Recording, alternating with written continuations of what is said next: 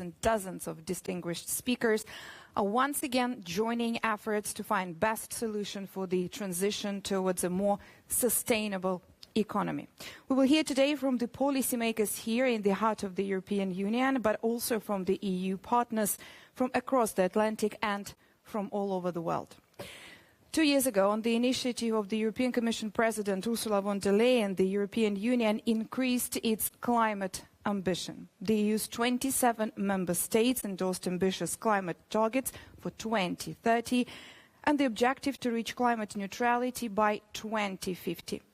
The European Green Deal is the EU's growth strategy with a dedicated investment plan to unlock investment and finance for the green transition in the European Union and beyond. However, since February 2022, the situation in Europe has worsened dramatically. War has returned to our continent.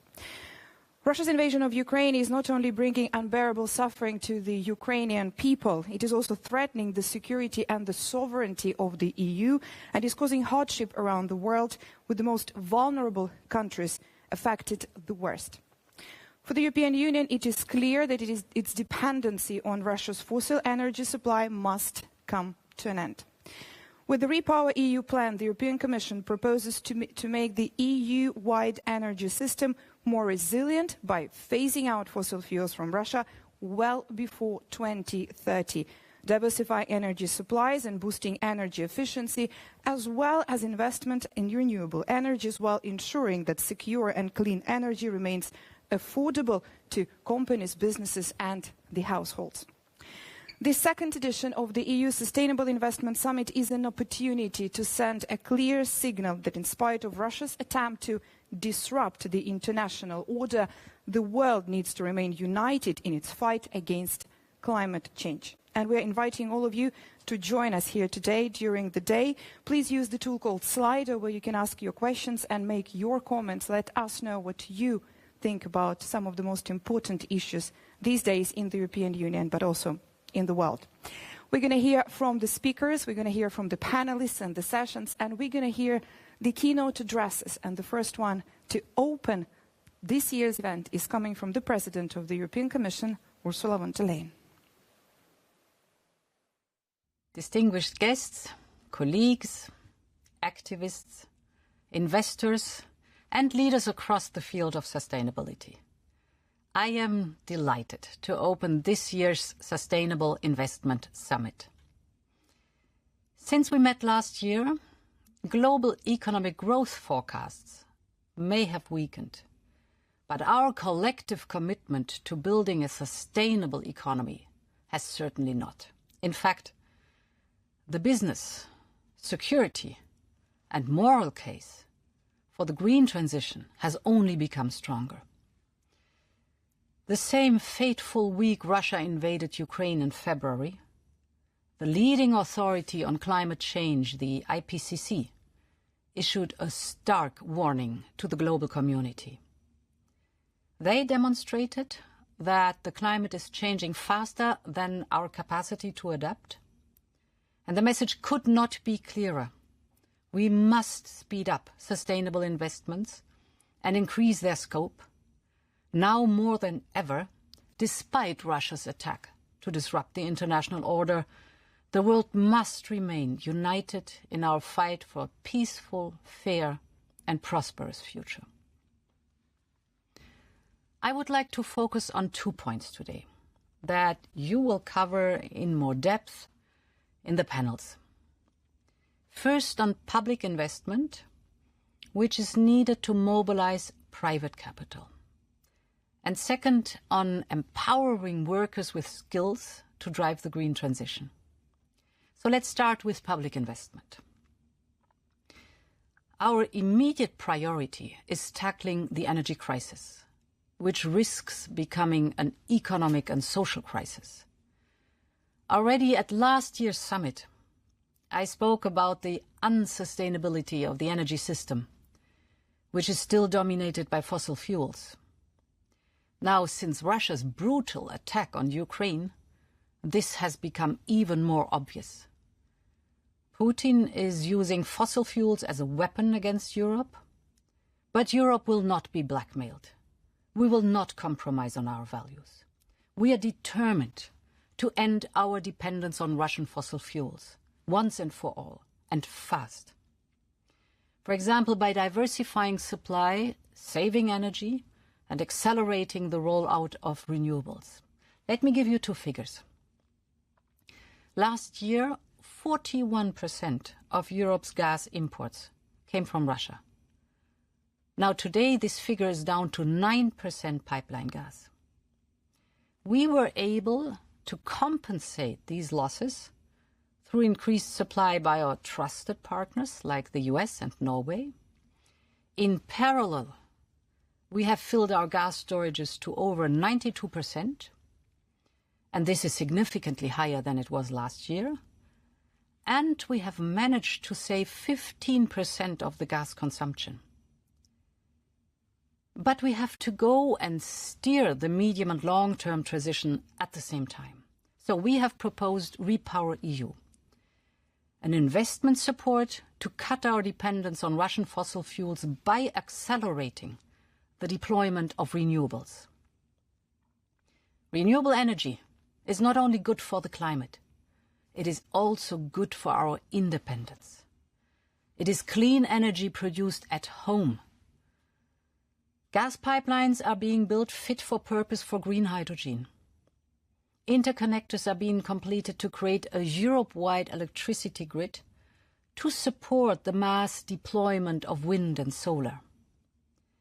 So we are investing in the infrastructure and technology needed for a full transition to a low-carbon economy. Repower EU will come as additional firepower and acceleration on top of the recovery and resilience plans of the EU member states.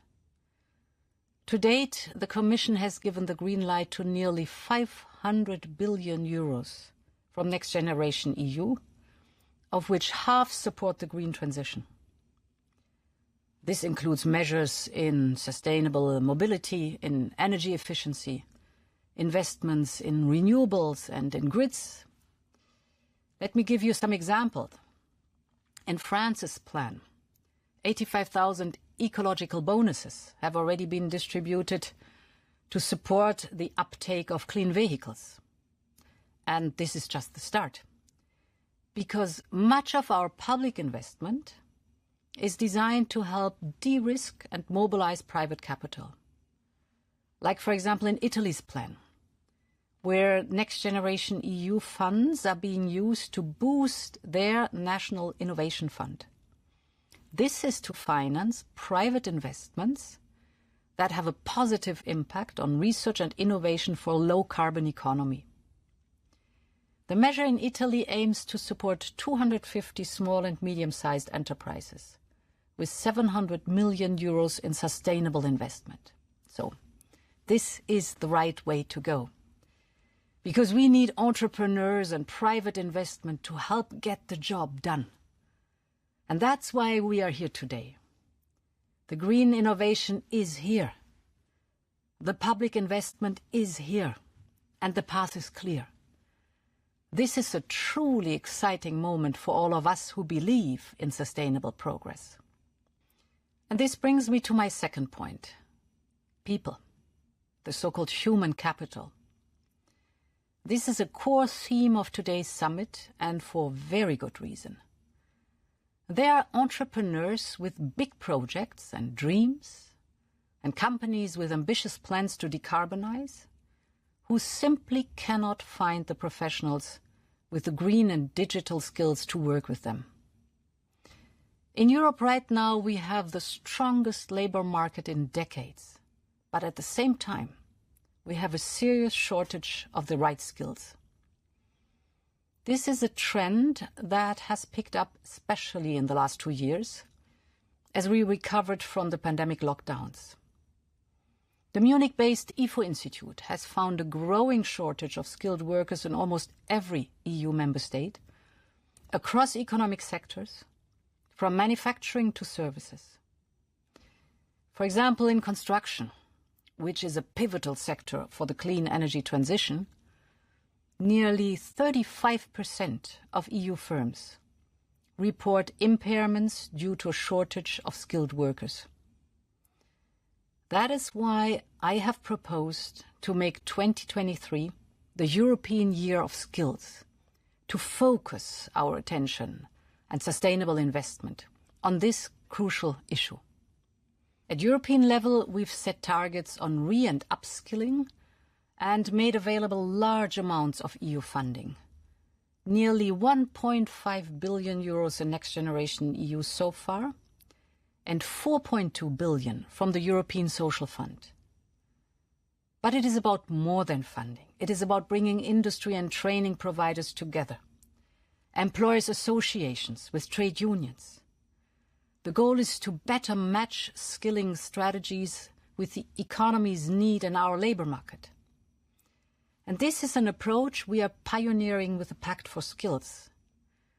We have created 12 large-scale partnerships offering skilling opportunities to 6 million EU citizens of working age. For example, nearly 1,500 graduates and workers have already received training in the offshore renewable energy sector. This is great news, because offshore wind, for example, in the Baltic Sea and in the North Sea, is a huge and clean power source, both for Europe's energy independence from Russia and to meet our climate ambitions. Because it is the people and their know-how who drive positive change. Ladies and gentlemen, if we take a step back, we have identified where investment is needed: in clean energy, in green tech and skills, and the list goes on, for we haven't even spoken about biodiversity. The potential of green innovation and growth is immense. But to unlock this potential, we need to shift the entire financial system away from unsustainable practices towards investments that are truly future-proof. The European Union has created the most advanced sustainable finance framework globally. We're working hard to walk the talk on sustainable investment. For example, we're on track to be the world's largest issuer of green bonds to finance Europe's climate-related reforms and investments. So far, we have issued 28 billion euros in green bonds, continuously attracting significant oversubscription for our issuances.